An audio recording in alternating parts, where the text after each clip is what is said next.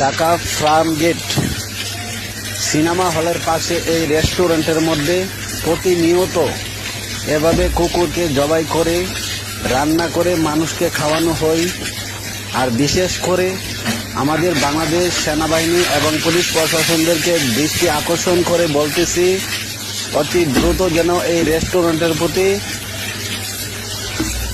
অভিযান চালানো হয়।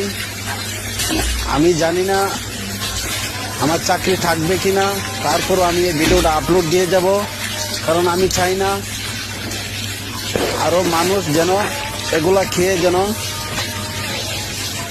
কোনো সমস্যা না হয়। এর জন্য ভিডিওটা দিলাম ভাই। আমার চাকরির জন্য আমি কোনো চিন্তা করি না। ইনশাল্লাহ যদি রিজিকে থাকে অন্য কোনো জায়গায় আমি চাকরি করে নিয়ে করতে পারবো।